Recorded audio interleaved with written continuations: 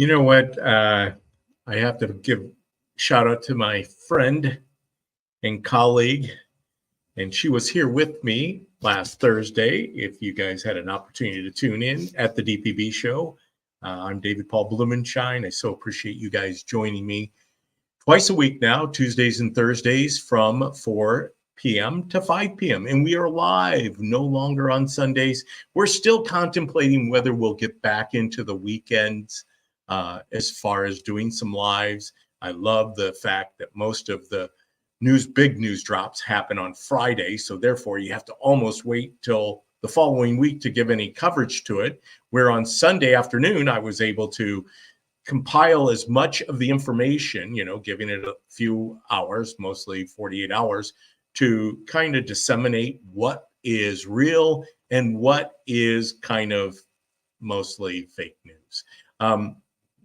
However, I do appreciate you guys tuning in and continuing to join me. It's awesome to see you guys in and viewing these things. I encourage you to go out to YouTube, Facebook, Twitter X, and Rumble, and like, subscribe, share with your friends. Maybe I'm not worth sharing with your friends right now, but at some point I will be. It's kind of like a good piece of art, right? It's later in the game that it becomes more valuable, unless you're selling Hunter Biden art, and then of course it's instantly worth more money than anybody will ever pay for it. But I started talking about my colleague, my friend.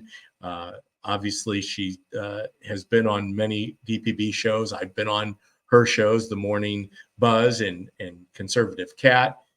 We attend church together, her and her fiance, Brian, which I'm looking forward to their wedding this year. Kudos for Kat.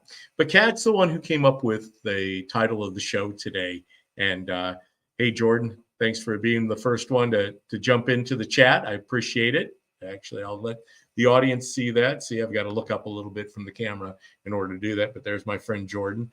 And that's another story in of itself. I'll have to tell you the Jordan story sometime. Maybe I'll get Jordan to come online with me and talk politics. It'll be interesting for the audience. But Kat is the one who puts together my thumbnails, and the title of this show is the lead, I should say, of the show is Michael Michelle in the race?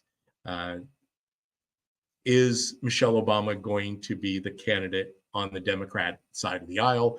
Will she be at the Democrat convention? Will she be the one that's nominated?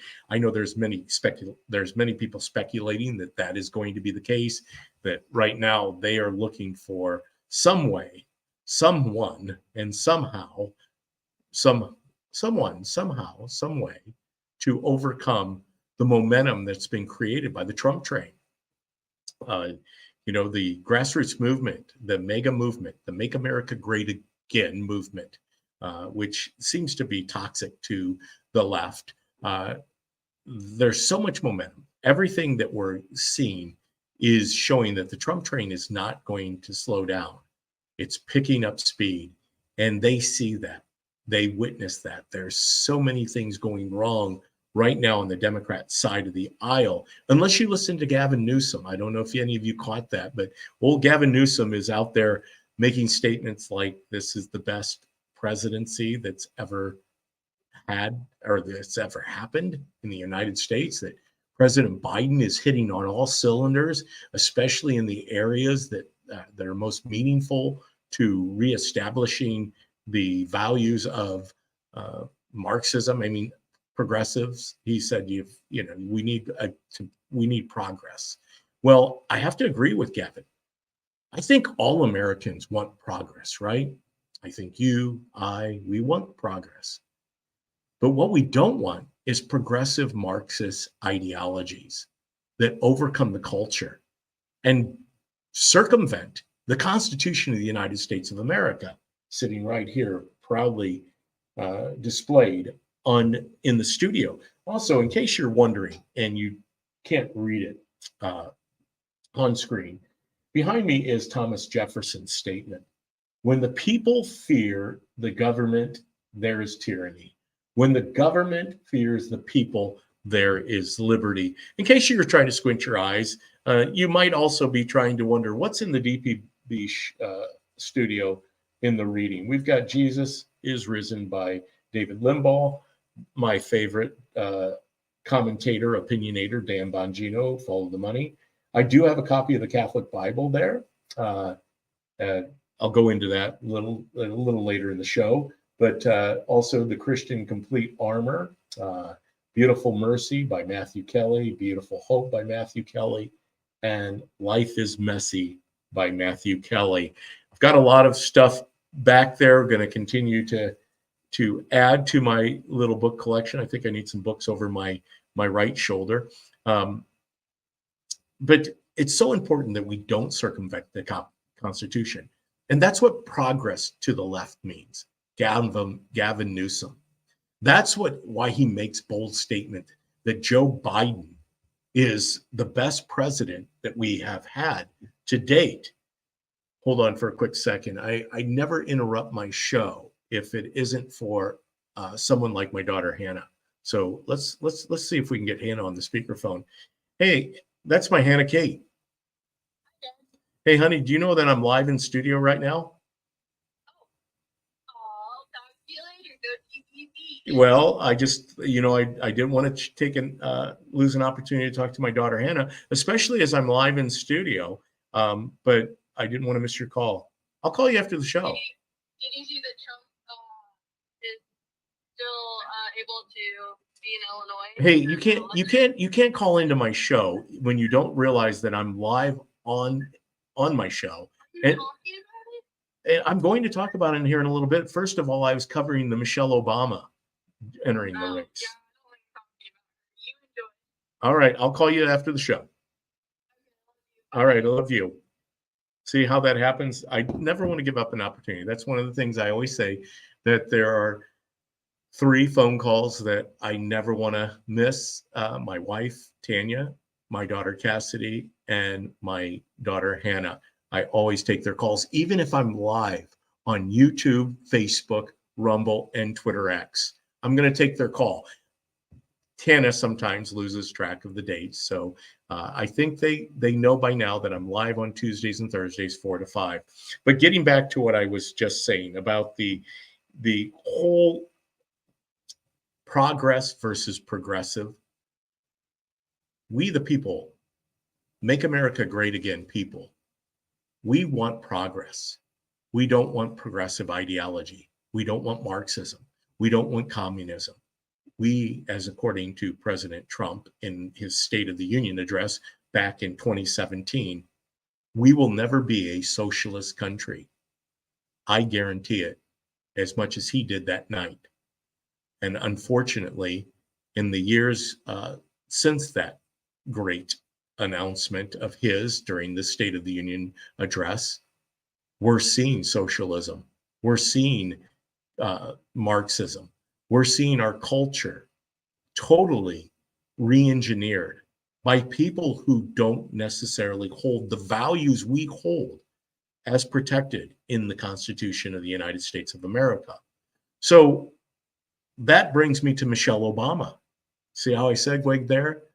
Can Michelle Obama at this point legally get into the race? Well, those are the questions that have to be answered. The speculation is clear. We continue to speculate whether she can or can't, right?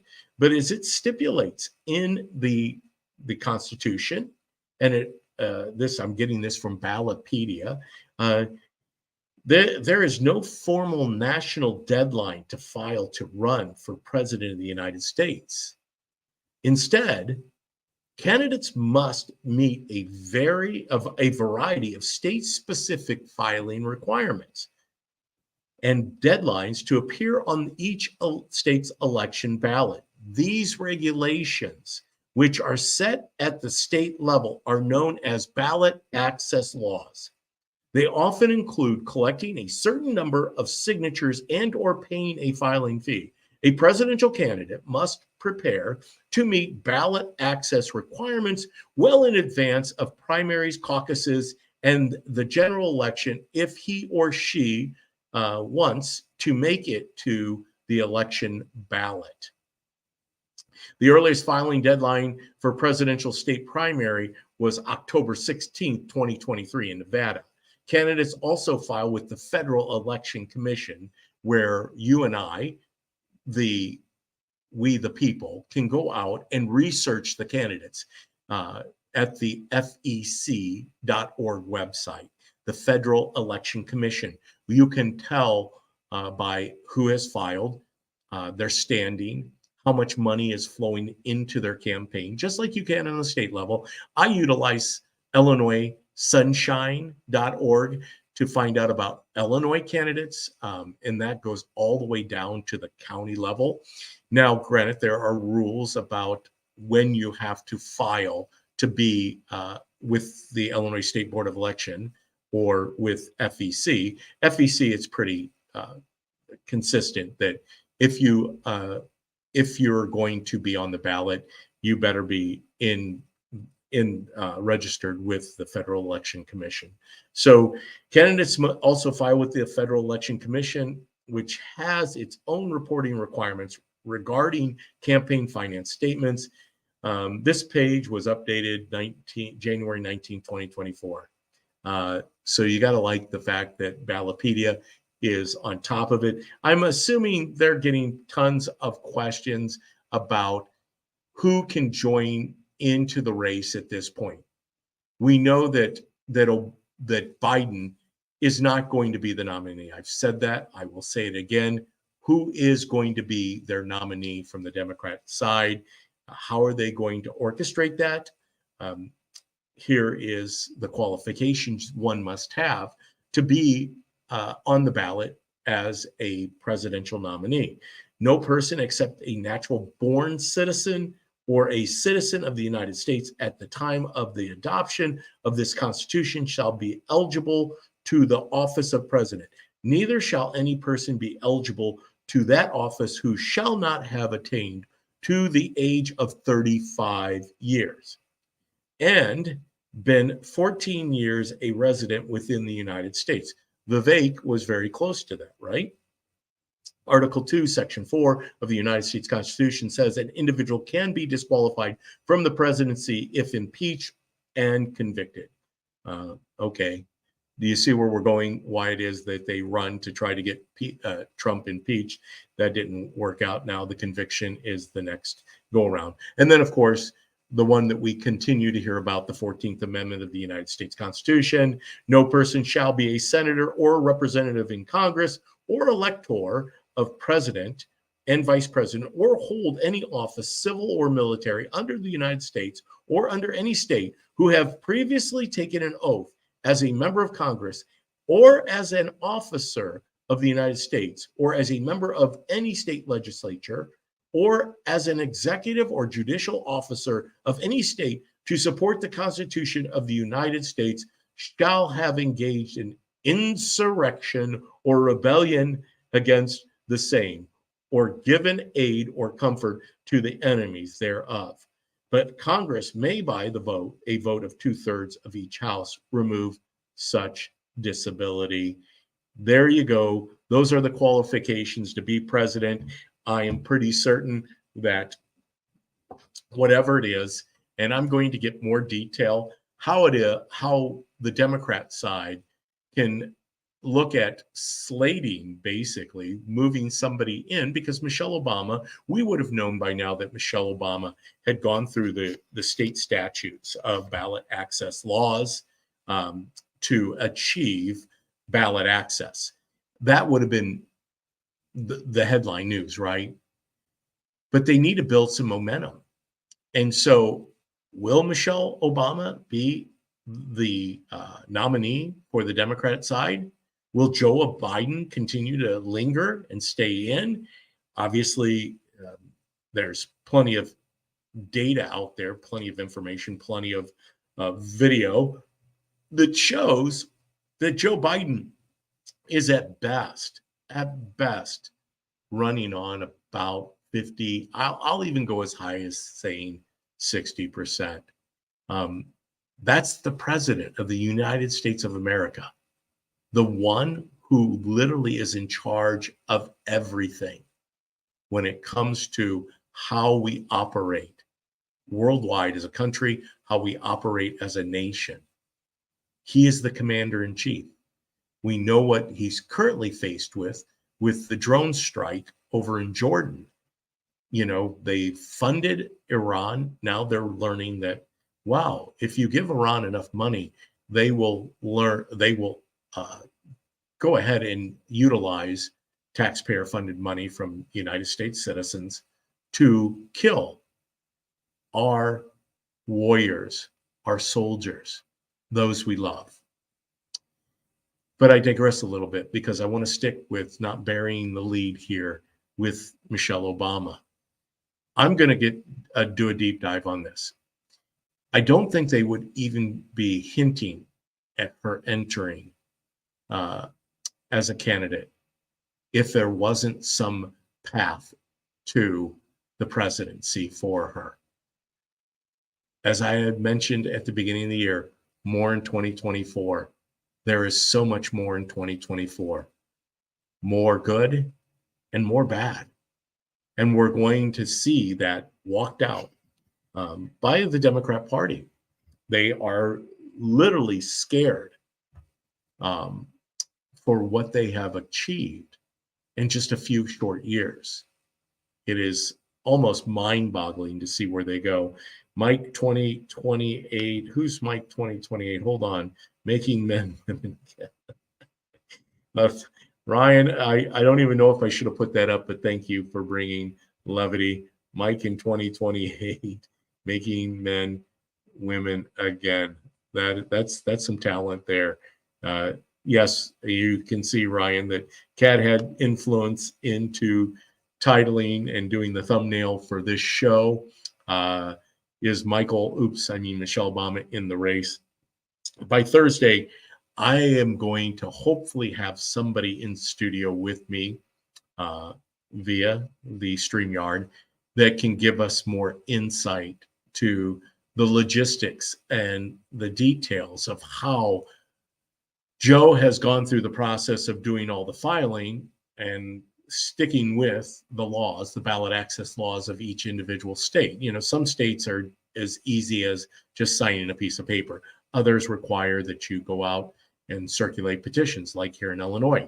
We had to go out and get a certain amount of signatures, not only for Trump as the candidate, but for the delegates of each congressional district. It's kind of complex. I'm learning as I go. You know, you think that you know what happens in the electoral process, but how different it can be from state to state. We're talking about president. We're talking about U.S. senators. You know, all of the information that's out there of the people who truly do us in politics. That's why it's critical that we, the people, step up and learn as much as we can. You're right here with me. And all of you that are joining in today, I so appreciate you taking time out of your day, 4 to 5, Tuesdays and Thursdays, live with DPB, to learn about what it takes to run for office, what it takes to enter the fray. I've covered that on my show for years now. This is year number going into my 4th year, you know, and it's fascinating. Day by day, I come up with something new.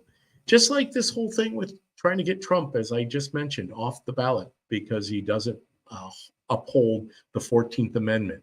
They want to label him as an insurrectionist, even though he hasn't been charged or brought charges. I should say charges have not been brought against him for the crime of insurrection. Everybody's an insurrectionist, though. In fact, actually, insurrection I think is now surpassed the racist and white supremacist and all the other terms that they like to throw out against those of us who believe that believe in the Constitution of the United States, that we, the people, are the ones who control our government, not the other way around. But I know President Trump is tickled pink because the news out that here we are, that he has made the ballot in Illinois. I just was scanning here to see this article from Right Side Broadcasting. Brings it to heart. You heard, if you were with us earlier, Hannah mentioned that when she called the DPB show. Actually, she called her dad and got the DPB show. But Right Side Broadcasting, Trump wins again. Illinois winning is a theme for President Trump. It's part of the reason why I full-heartedly support, endorse, back, will drive to Sioux City, Iowa, get a wrench through my tire to drive in his motorcade at the Omaha International Airport for an event that he had there over the summer. It was my second opportunity to drive for him in his motorcade. The first one was canceled in Des Moines. I since have become a delegate in the 17th Congressional District. Actually, I am an alternate delegate, so I want to make sure that I preface that. The politics behind becoming a delegate is another whole show that I can do about the selection and how they choose their delegations, each presidential nominee here in Illinois. But President Donald Trump enjoyed another victory on Tuesday when the Illinois State Board of Elections, the ISBE, not to be confused with the ISBE, which is the Illinois State Board of Education, but the Board of Elections, who happens to handle all the filing that we were just talking about when it comes to ballot access, they voted to keep him on the state's 2024 primary ballot amid an onslaught of cases attempting to remove him. Onslaught.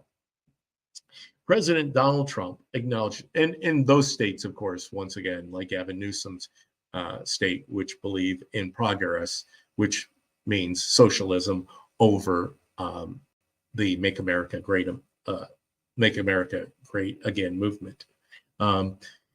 President Donald Trump acknowledged the decision on Truth Social. He wrote, "Thank you to the Illinois State Board of Elections for ruling 8-0, so it was unanimous, in protecting the citizens of our country from the radical left lunatics," only as Trump can say it, "who are trying to destroy it." He added, "The vote was 8-0 in favor of keeping your favorite president," that'd be me, not me, but you know, Donald, on the ballot. I love Illinois. I hope he does. I hope that he shows up here sometime after the primary, which is March 19th.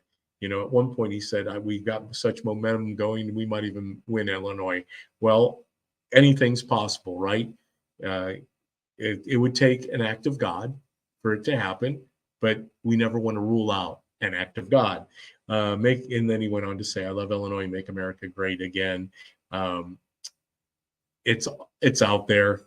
Obviously, I love the fact that I don't even know if Trump was no longer on the ballot. Did that mean that the delegates in each congressional district were also removed from the ballot? I don't think that's the case. But it's something to keep an eye on as we move forward, as we continue to grow into more, I should say, as we continue to get more in 2024. More of everything: good, love, prosperity, peace. We're also going to get all the opposites because it is a conflicting nation, a nation that's on the verge of divorce. You know, Trump had mentioned that Jordan, the drone strike, the money that was sent to Iran, I can say it both ways, would have never happened under his watch. Energy independence would still be entrenched for now going on almost the 7th year of energy independence in the United States. I can't even imagine what our economy would be like if we didn't have the debacle, the rigging of a presidential election in 2020, fully rigged, fully fixed, stolen, whatever you want to say. I know that a lot of people start screeching when I say stop the steal. That's why we went to DC. Yours truly helped organize a bus trip with the radio station that I was with prior to going live here on social media via StreamYard. But they get so upset when I say stop the steal, because that's what it was. It was a steal, an orchestrated steal. I was live on the radio the night of the election of 2020. I watched it firsthand. They seized the election. They stopped counting because they knew the inevitable. Trump was going to be returned to the White House for a second term. And I am so thankful that he wasn't. Don't get me wrong. I didn't want to go through the misery that we've gone through under Joe Biden. But if we did not go through what we've gone through since that November, we wouldn't realize what we do now, because we know what was going on under Hillary, Bernie Sanders, Barack Obama. A great opportunity to bring up, that's what we would get with Michelle Obama. We would get a third term of Barack Obama. In fact, some would say we would get a fourth term of Barack Obama, because we're getting a third term of Barack Obama under Joe Biden right now. But we wouldn't have learned everything about what is going on. Energy independence will return to the United States. A secure border will return to the United States. Now, I don't know what it's going to look like when you allow anywhere from, projections tell us, 8 to 15 million people to come into the country without following the legal immigration process. And as they contend, those on the left, the process is broken. Well, yes, we've known that for years, but that doesn't make it any less illegal to go against what is currently the immigration process. We have that. Many people have stepped through that in the last 3 years. Why should someone come into this country without following the rules that are put forth by our legislators? I mean, if the General Assembly, or I should say, if Congress or the General Assembly, which the General Assembly in each state does not dictate federal law, but if federal law on the immigration process wants to change it, they can. It could happen overnight. They choose not to. In the states, if they want to change what is going on, they can. We're seeing that played out in Texas right now with Governor Abbott. He is playing his hand that as the governor, he has the full authority to secure that border of his.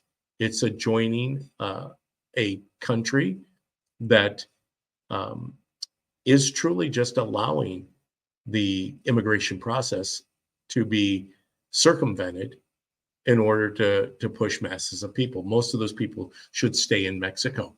That's where they ended up when they crossed the border of Mexico, whether they came in by boat, plane, or they crossed a natural border.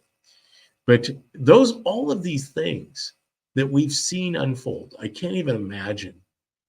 Isn't it funny how the Sound of Freedom was elevated to such a high level amongst us as a movement, and yet it was deep six because it couldn't get traction within the mainstream legacy propaganda media? I want to keep that flame alive, because really, we don't have a border crisis. We have a human crisis. And that's a big part of what is transpiring on the border right now. Human trafficking. And unfortunately, too many people in the Washington, D.C. are not only complicit, but I believe they're more than complicit in what is taking place on our southern border. It is a human tragedy. It is a human crisis. No, people do not need to be brought into the United States and put into sub-zero temperatures outside in Illinois. They talk about the refugees and how we should welcome and treat others. We should treat them like we're treating them right now, where we can't afford, which we can't. We don't have the money to accommodate the masses that have come into this country. And if we don't get a hold on it, I don't know. Fortunately, the weather has kind of moderated here. We're finding ourselves back into a mild winter after going through those sub-zero, incredibly negative wind chill factors, where people were out on the streets in the Northland, even in the South. Temperatures drop below freezing. How humane is it to bring the masses of other countries, peoples, to our country only to have them suffer? I mean, that's what I believe is so sick about this onslaught, or this whole movement to replace the people that we have here in our country. I know that was kind of a tirade to go on, but it's something that we need to embrace, that we need to talk about, and it is the human condition. So we've led off with Michelle Obama. I'll get you some more details. Hopefully, we'll have a guest on Thursday. I'm still working on that can walk us through the processes of what next, what the next steps. Obviously, as you can see that where your next step. FYI, that is the Living Alternatives, which is here locally. They do an amazing job with helping provide the resources to women who are pregnant. One of those things that they provide is sonograms. We know statistically, if a woman hears the heartbeat of the child that is inside of her, that 85% of the time they will see through with that pregnancy. I understand how difficult it is, especially in today's time. As I just mentioned, we have so many human crises going on, and they're manufactured. It isn't the way the American dream was meant to be. It wasn't the way that America was meant to be. We have stringent laws that dictate how we should conduct ourselves as a free people, as a thinking people, as a civilized people. And one of them, I don't believe, or I should say, one of them is how we treat the life of an innocent person. And what life is more innocent than a child in its mother's womb? That's the epitome of innocent life. Anyhow, I got a comment here. I'm going to throw it up on the screen. This twisting of the truth hurts everyone, including the illegals. The Bible doesn't say to reward those who put their children on birth control because they knew ahead of time their children would be raped by cartel. The Bible doesn't say to enable human traffickers of women and children, or to allow convicted rapists, murderers, and terrorists into our border communities. I realize that data and facts are censored and hidden, but they are out there. Piles of identification cards and booklets are out there. I guess I read that right. That is from my wife, and that is so true. I mean, the information is out there. It is a tragic human crisis, which is kind of what I wanted to cover here in the last part of the show. It's going to continue to come at us at a rate that is hard to digest. As I mentioned, they are desperate. They see everything that they have manufactured, engineered over the last few years is starting to implode. They're losing traction. They're losing traction in the inner city. People who live in densely populated cities like Chicago, they're fed up with it too. They're tired of the crime. They're tired of watching people that are coming from foreign countries injected into their economy only to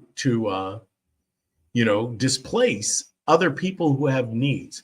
There are real needs in Chicagoland, at the Chicagoland area.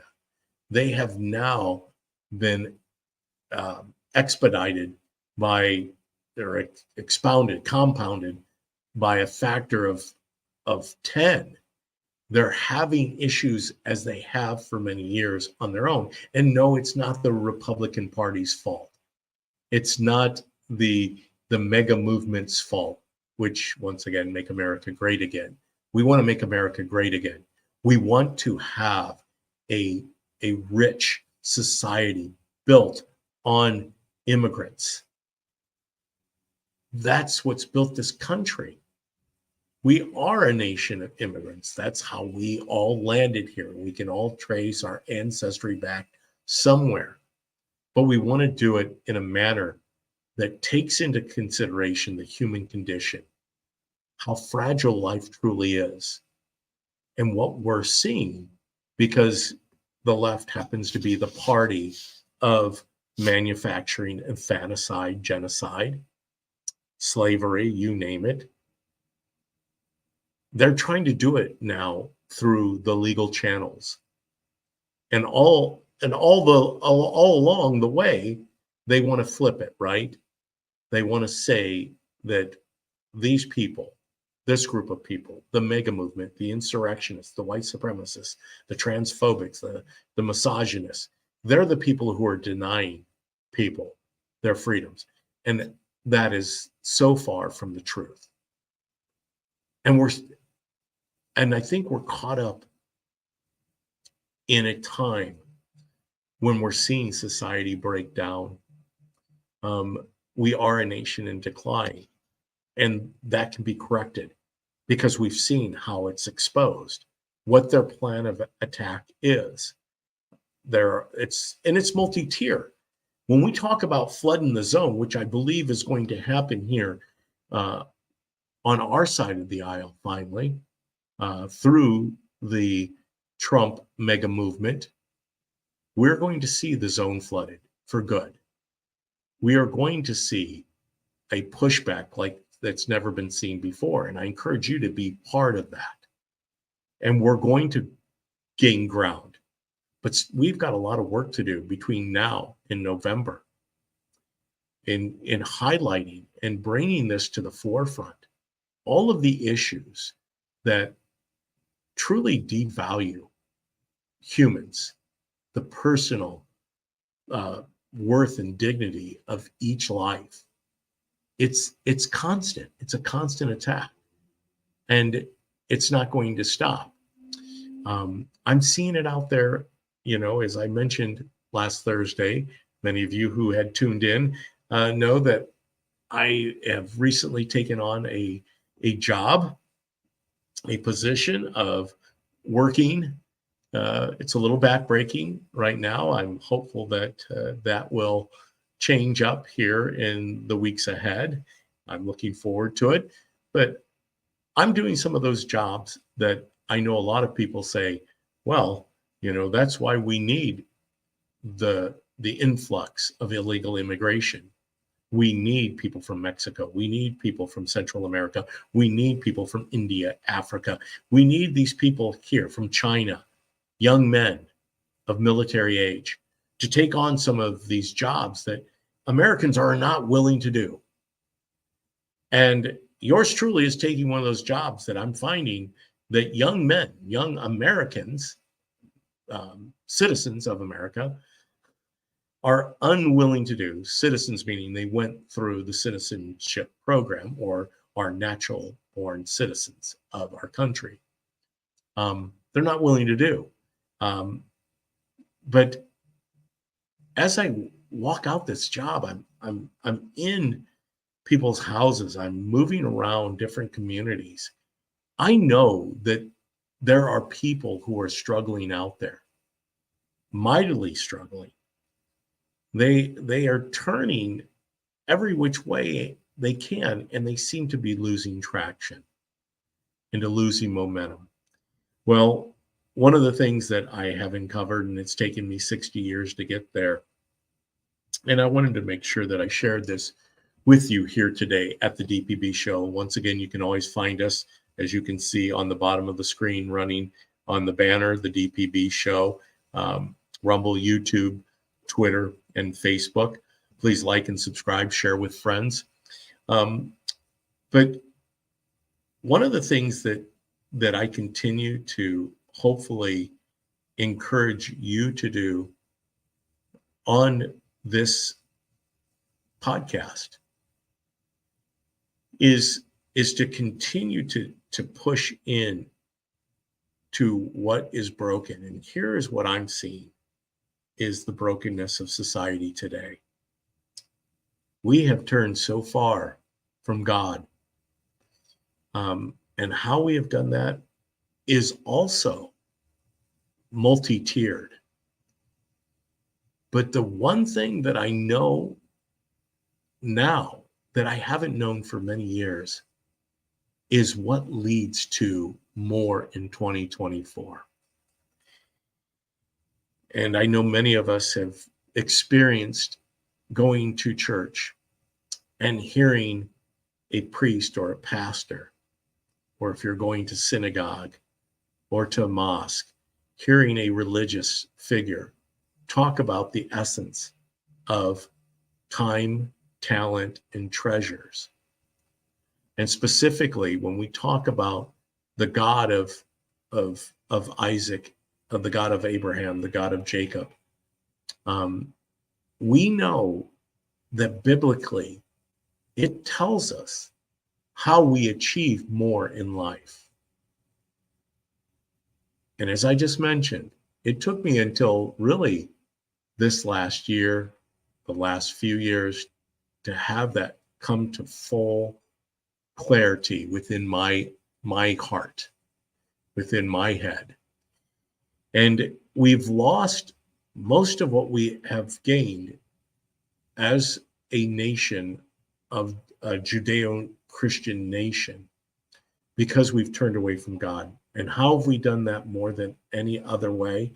We understand the school systems. We understand the cultural aspect and perspective to the secular way of living, highlighting and elevating sports, entertainment, politics, you name it. Every spectrum of our lives has been on a rampage of taking God out, education, taking God out of all those things and replacing it with something that isn't God.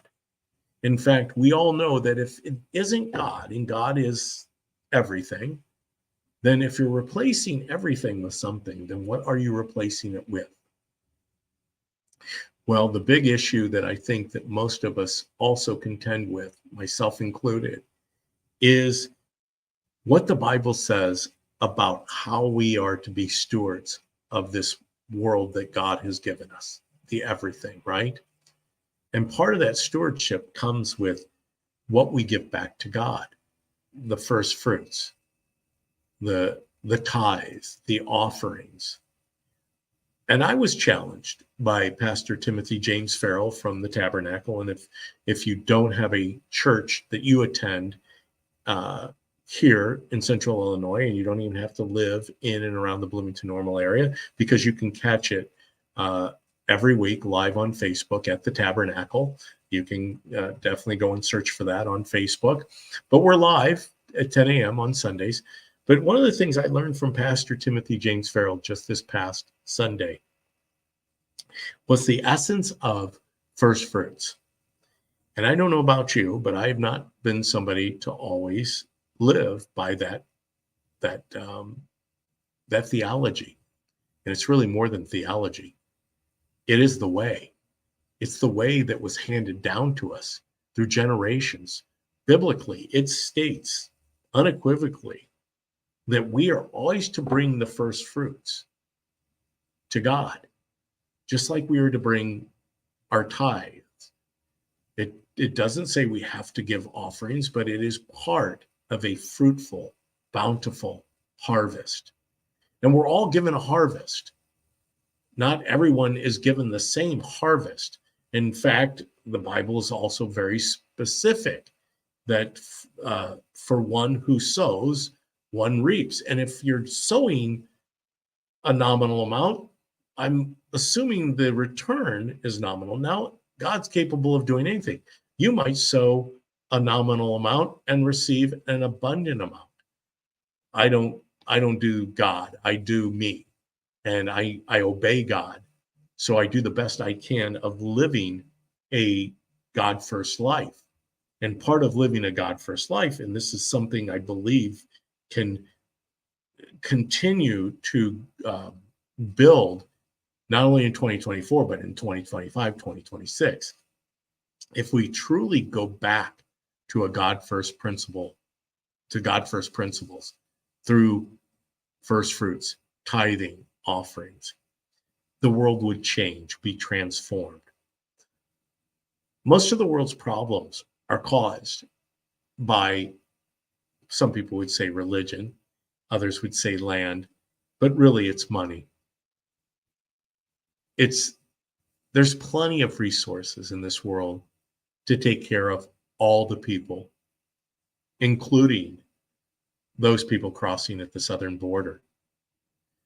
But why do we have, as my wife talked about earlier up in her comment, when she said, human trafficking, as I mentioned, The Sound of Freedom, the Tim Ballard movie with Jim Caviezel, how the left wanted to deep six that so quickly and to cast doubt on it.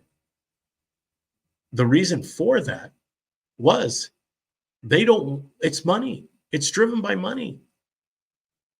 The amount of money that is flowing through the hands of people who truly desire nothing more than power and control, and to really strip away the essence of what makes us human.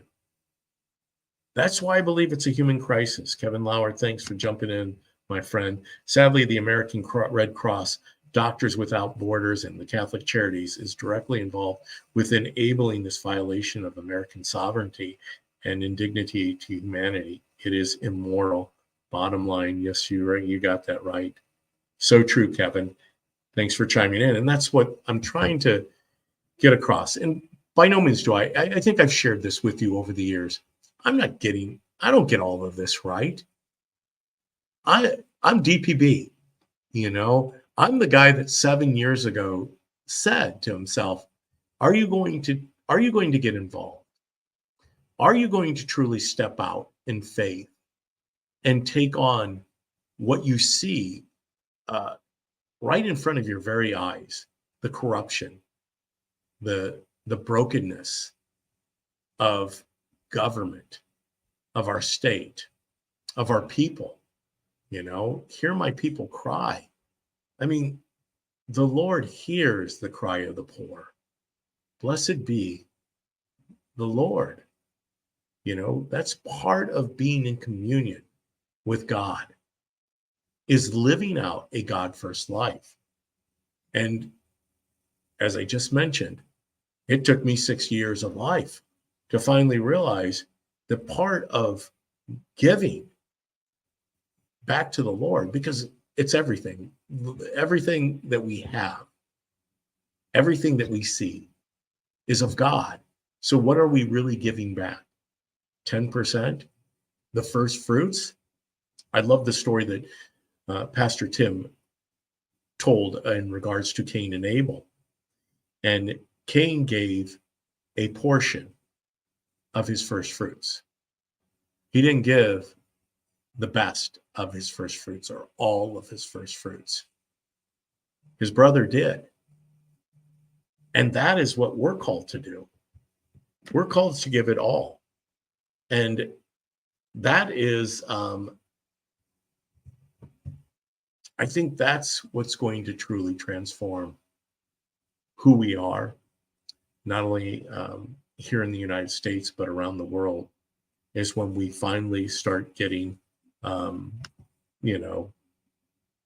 back to God first. My friend Jeremiah, what if it specify the party? Give me a little more. There you go. Thank you. All right, hold on. Coming in from my friend Jeremiah. What if the CIA was involved with the government agents that were linked in the deep Central America in the drug trade.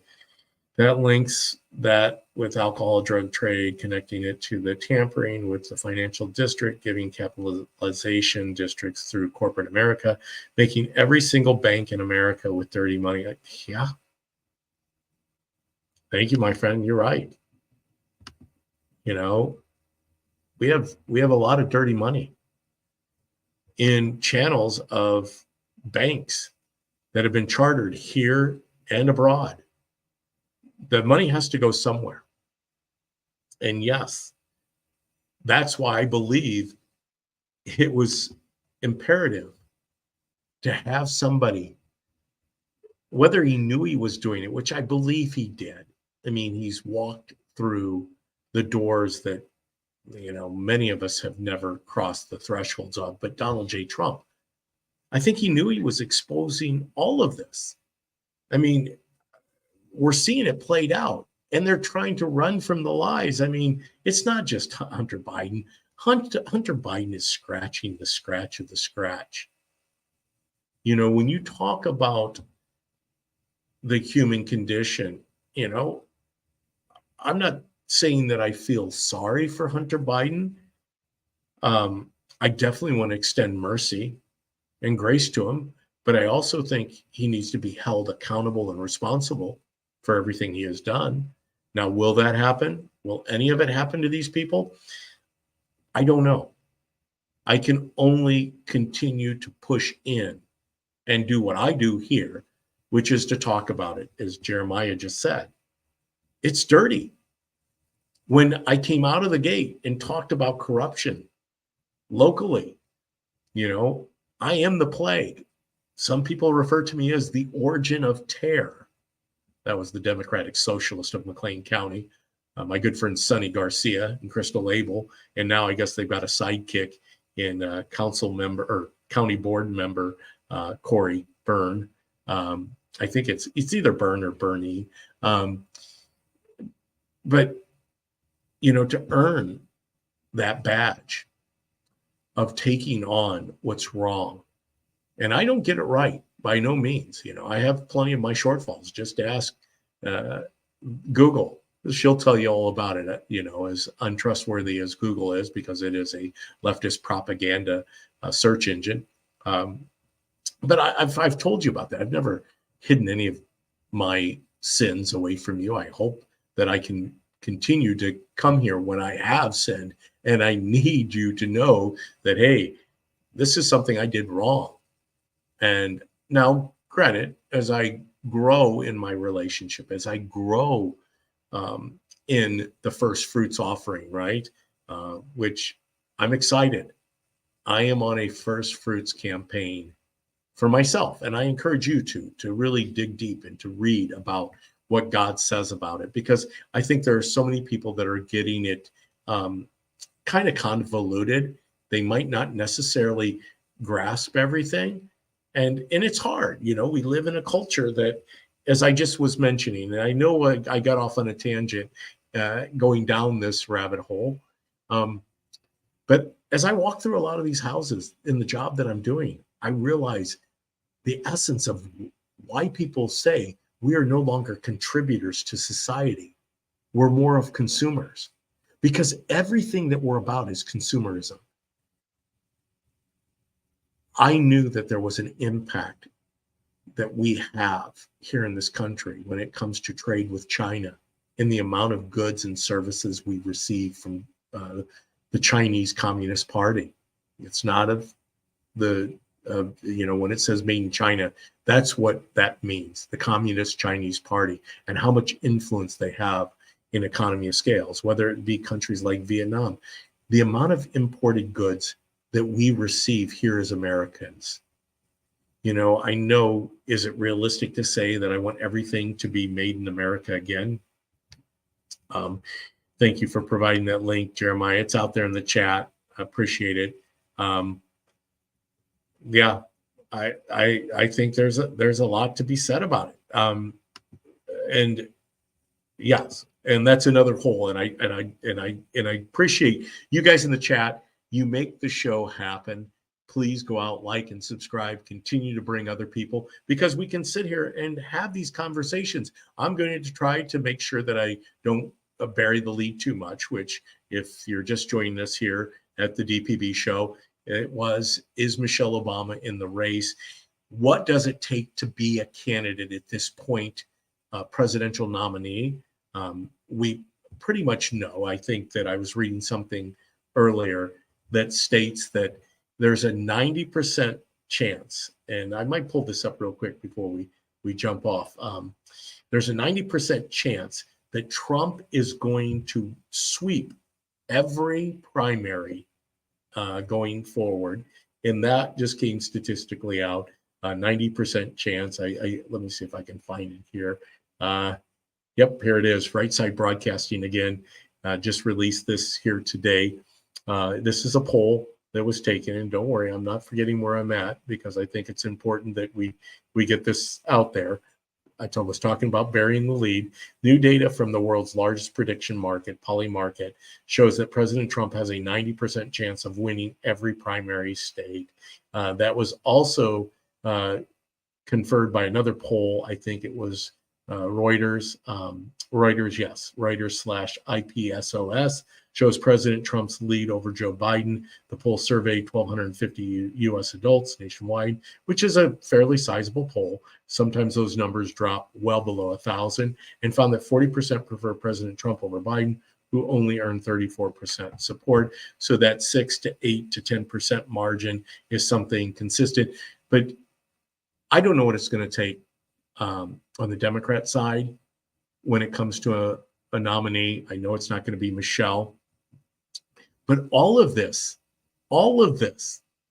everything that we witnessed before us when it comes to politics, when it comes to the economy, when it comes to the southern border, which is a geopolitical campaign to bring more people. I don't know if you're familiar with this term, but it's just starting to come to light. You know, we had the critical race theory. That was the big thing, CRT. Now they're talking about the critical immigration theory and what that encompasses.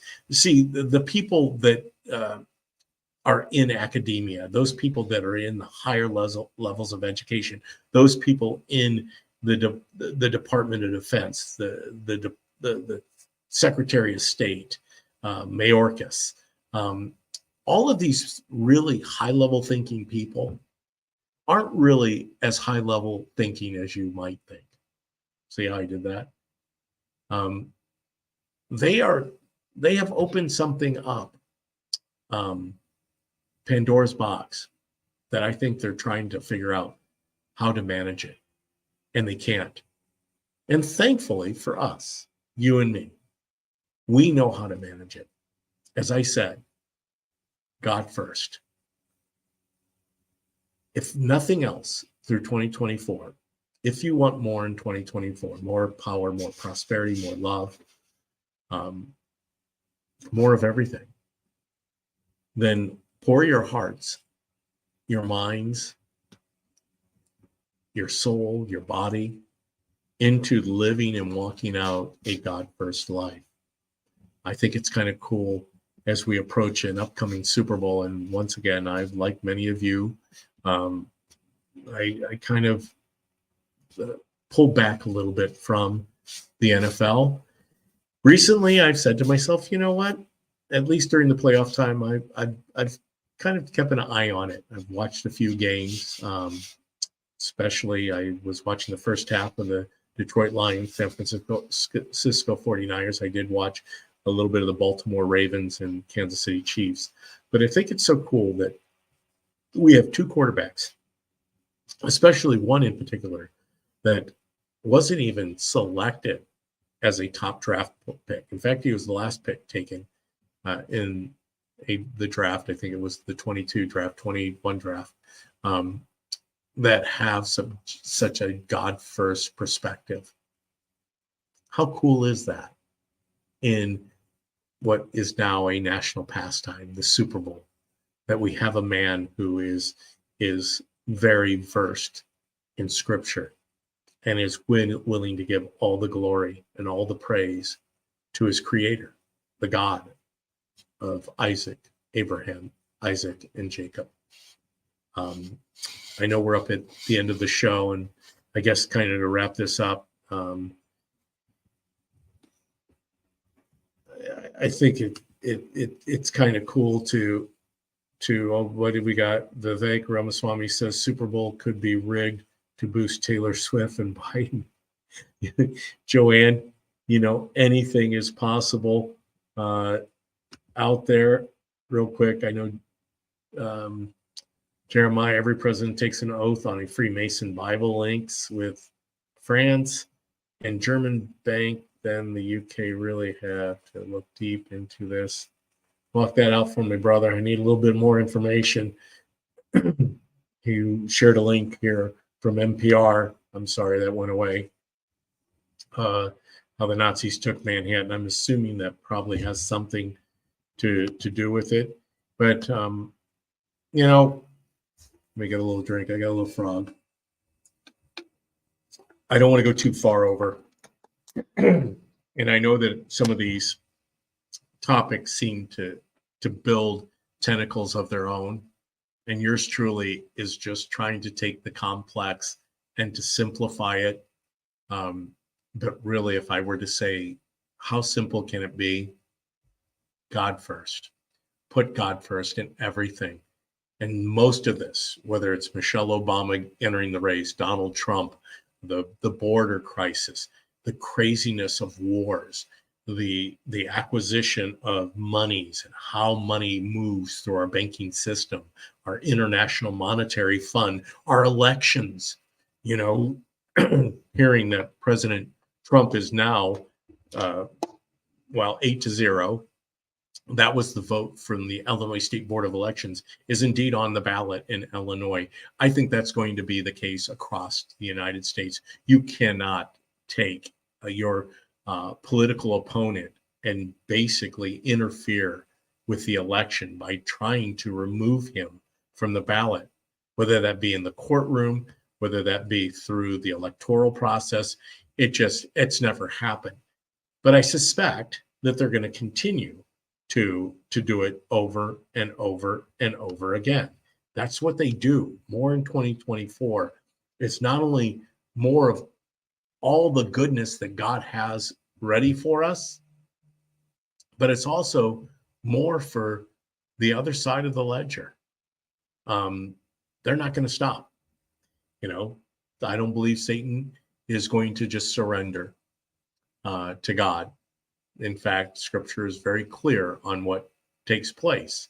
And if you don't believe that, I always challenge people to read 4 chapters of the Bible, Genesis 1 and 2, and Revelation 21 and 22. If you have only time to read 4 chapters of the 66 or 73 books that are in the Bible, and we're going to talk a little bit about that on Tuesday's show, because I know that coming from a Catholic perspective, because that's how I was raised, born, raised Catholic, and just recently, I've explored, as I've challenged you to do. If you want more, you've got to learn more. And it's one thing just to hold one perspective. It's another thing to actually be able to defend the perspective you hold, to be able to argue both sides. That's a talent in of itself. I know there's a lot of content here, and I know I've run 3 minutes over, and I promise you that I'm live from 4 to 5. Maybe this is the bonus portion of last Tuesday when I wasn't able to be in studio, but I appreciate you. I appreciate every one of you. We're going to continue to do this. Like I said, on Thursday, I'm hopeful to get a guest on the line with us via StreamYard, where we can truly find out what it takes to be the nominee on the Democrat side of the aisle, in light of the rumors that are out there, where we're seeing this drumbeat of having Michelle Obama as the nominee for the Democrat Party. Just remember, Bernie Sanders was leading the way in 2016, and it was swiped away from him. Joe Biden was not the leader coming out of the primaries, the early primaries in 2020. in 2020, and somehow he was able to parlay nominal showings into the presidential nomination. It all is suspect, and we should question everything. But one thing we can continue not to question is that God loves you, and so do I, but God loves you a lot more than I do. I'm still learning how to love you, and I hope you love me. I hope you love the DPB show. I hope you go out, like, subscribe to all the different platforms that we're part of. We're going to continue to do this, and as I promised you, I'm only going to get better. In fact, as many of you might say, well, that's all you can do is get better, DPB. You got a lot of ground to cover. Hey, real quick, last comment. Yes. My wife reminds me in the chat, I'm going to throw it up there before we jump off here, that at least Bernie went through the process of organizing, going through the Federal Election Commission, of putting together a campaign of, the Bernie bros, right? I mean, whether I like the guy's politics or not, because I don't, I think they obviously are terrible. Bernie organized a campaign, and he put a lot of effort, time, talent, and treasure into his campaign. And somehow, somewhere, the superdelegates stepped in and they pushed Bernie to the side. They brokered an offer, or they brokered a deal, I should say, with him to get him out of the race and nominate Hillary Clinton as their candidate. Anything is possible. You're right. Bernie did the work. Michelle Obama hasn't gone through the ballot access laws, and I don't think she's going to. Hey, I could ramble for a long time. Thank you, Jeremiah. You're right. We need to catch up, my friend. I appreciate you. I will reach out to you. It sounds like we've got a lot to talk about, and we can do that. But all of you, I welcome everything that you share. Once again, there's my friend Joanne sharing the whole link. You can see that in my comment section. Go out to the social media pages and look at that article. I think I'm looking forward to reading that myself. Joanne, thank you. Thank you to all of you that have joined me. Continue to like and share. Once again, as I said, I love you. God loves you more. Until Thursday, I'm signing off. Peace be with you. Godspeed.